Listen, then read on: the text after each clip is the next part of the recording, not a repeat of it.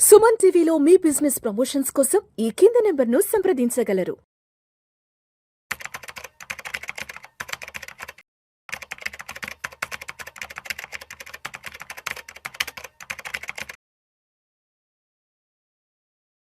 Suman TV ప్రేక్షకులకు స్వాగతం. నేను doctor Anil Kumar Bachchu, certified financial ప్లానర్ని, ఆంఫీ రిజిస్టర్డ్ మ్యూచువల్ ఫండ్ డిస్ట్రిబ్యూటర్ని కూడా. మీరు స్టాక్ మార్కెట్లో ట్రేడింగ్ చేస్తున్నారా? చేస్తూ ఉంటే మాత్రం సక్సెస్ఫుల్ ట్రేడర్ కావాలనుందా? కొన్ని రూల్స్ కంపల్సరీ నేర్చుకోవాల్సిందే, కొన్ని బేసిక్ థింగ్స్ చేయాల్సిందే. అప్పుడే మీరు సక్సెస్ఫుల్ ట్రేడర్ అవుతారు.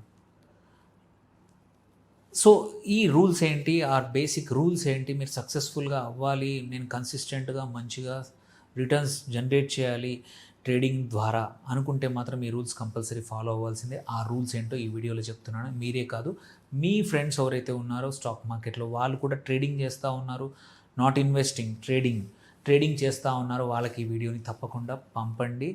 వాళ్ళు కూడా ఈ బేసిక్ పాయింట్స్ ఫాలో అయితే మంచిది. ఫాలో అవ్వకపోతే కొత్తగా నేర్చుకోండి, మీరు స్టార్ట్ చేయండి. ఫస్ట్ థింగ్ మాత్రం ఈ రూల్స్లో చేయాల్సింది, మీ క్యాపిటల్ని ఫస్ట్ ప్రొటెక్ట్ చేసుకోవాలి before chasing any profits. So చాలామంది ఏంటంటే అవుట్ మొత్తం క్యాపిటల్ తీసుకెళ్ళిపోయి మ్యాక్సిమం రిస్క్కి ఎక్స్పోజ్ చేస్తారు. ఉన్న క్యాపిటల్ పోతుంది. క్యాపిటల్ హార్డ్ వర్క్ చేస్తే వచ్చే డబ్బులు. అలాంటి వాటిని చేసుకోవడం, సర్వైవల్ అనేది more important than total 100% risk. So అందుకోసం క్యాపిటల్ ప్రొటెక్షన్ అనేది చాలా ఇంపార్టెంట్ టు సర్టెన్ ఎక్స్టెంట్. చాలామంది ఇది పొడగొట్టకుండా నష్టాల్లో గురవుతూ ఉంటారు. టీవీల్లో, వీడియోల్లో చూస్తూ ఉన్నాం, చాలా పేపర్లో చదువుతూ ఉన్నాం.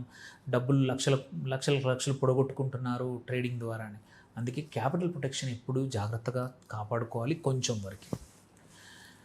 అండ్ ఒక్క ట్రేడ్లో మొత్తం రిస్క్ తీసుకోకూడదు.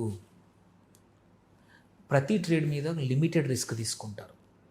సో నీ దగ్గర ఉన్న క్యాపిటల్ మీద 10%, 8% ఒక ట్రేడ్లో పెడతావు.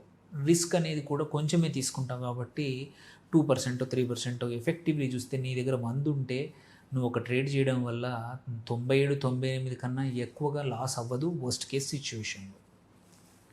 So never risk in one trade everything. మీ దగ్గర ఉన్నదంతా రిస్క్ ఒక్క ట్రేడ్లో కాకుండా మల్టిపుల్ ట్రేడ్స్ మీద స్ప్లిట్ చేయాలి.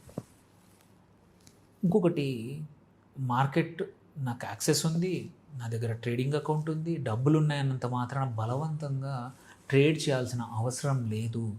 ఏవైనా నిజంగానే మంచి క్వాలిటీ సెటప్, మంచి అవకాశం మీకు దట్ అరే ఇది పెట్టడం వల్ల నాకు డబ్బులు వస్తాయి, ఈ ట్రేడ్ సెటప్ బాగుంది, అలాంటి టైంలో తప్ప బలవంతంగా ఒకరోజు చేయకపోతే తప్పేం లేదు. If you don't find opportunities, ఫోర్స్డ్గా చేయాల్సిన అవసరం లేదు. ప్రతిదీ మనకు రావాల్సిన అవసరం లేదు. ఎక్కడైతే ఫేవరబుల్ సెటప్ లేదో ట్రేడింగ్ సెటప్, అక్కడ అవాయిడ్ చేసి ఆ ట్రేడ్ తీసుకోకపోవడం చాలా ఇంపార్టెంట్. సో చేయడం ఎంత ఇంపార్టెంటో, చేయకుండా సైలెంట్గా పక్కన కూర్చోవడం కూడా ఒక్కోసారి అంతే ఇంపార్టెంట్. అండ్ ఎప్పుడు కూడా రిటైన్ ట్రేడింగ్ ప్లాన్ అనేది ఉండాల్సిందే. చాలామంది చెయ్యరు. ఎవరు ఏది చెప్తే నచ్చిన ట్రేడ్ తీసుకుంటారో ఆ తర్వాత ఇబ్బందులు పడతారు. రిటైన్ ఉంటే ఏంటంటే ఎంట్రీ పొజిషన్ ఎంత తీసుకుంటున్నావు, ఎగ్జిట్ ఎంత ఎక్కడ తీసుకుందాం అనుకుంటున్నావు, స్టాప్ లాస్ ఎంతవరకు పెడదాం అనుకుంటున్నావు అని రాసుకుంటే ఏంటంటే కన్ఫ్యూజన్ పోతుంది.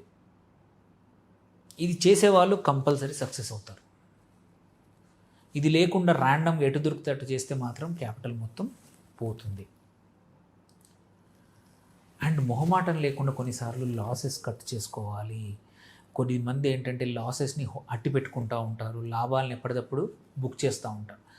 ఒక్కోసారి లాభం అన్లిమిటెడ్ ఉండొచ్చు, చాలా ఎక్కువ రోజులు ఉండొచ్చు. బట్ నువ్వు 100 రూపాయల నుంచి 110గా అమ్మేస్తే అది 150, 160, 170, 200కు వెళ్ళినప్పుడు తర్వాత బాధేస్తుంది. అందుకే లాసెస్ని కట్ చేసుకోవాలి. 100ది 80 దగ్గరికి వెళ్ళినప్పుడు నా లాస్ అంతకన్నా నేను తీసుకున్నట్టే కట్ చేయండి.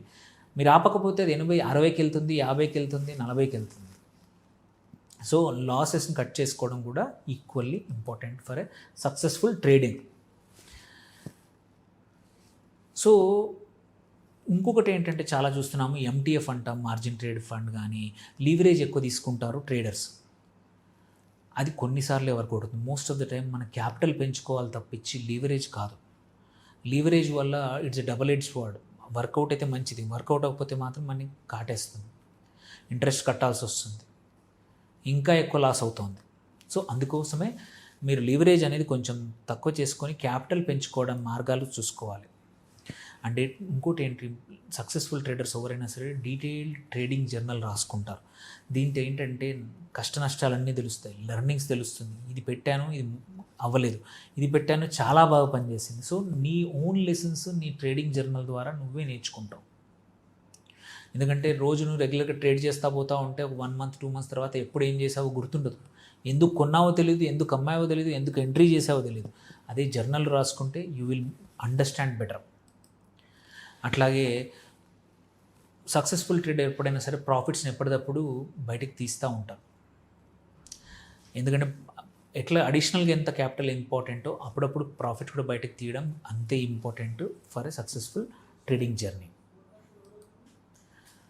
ఇంకో ఇంపార్టెంట్ థింగ్ ఏంటంటే most of the people who are successful in stock మార్కెట్లో ట్రేడింగ్లో ఎమోషనల్లీ న్యూట్రల్గా ఉంటారు.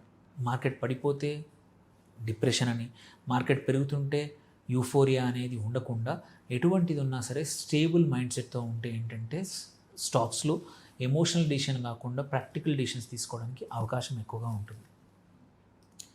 లాస్ట్ మోస్ట్ ఇంపార్టెంట్, నీ ట్రేడింగ్ ఇన్కమ్ ముందు దానికన్నా తక్కువలోనే నీ లైఫ్ స్టైల్ రన్ చేస్తావు. దేనిపై ఏంటంటే అనవసరంగా నీ క్యాపిటల్లోంచి నువ్వు తినాల్సిన అవసరం లేకుండా క్యాపిటల్ కూడా పెరగడానికి అవకాశం ఇస్తావు అన్నమాట. సో నేను చెప్పిన ఈ 9-10 వాటిని మీరు పాటిస్తే మీ ట్రేడింగ్ జర్నీ కూడా చాలా బాగుంటుంది. ఈ వీడియోని మీరు ఒక్కరే కాదు ఇంకొకరికి షేర్ చేయండి. Thank you for watching. Signing off doctor Anil Kumar Bachu.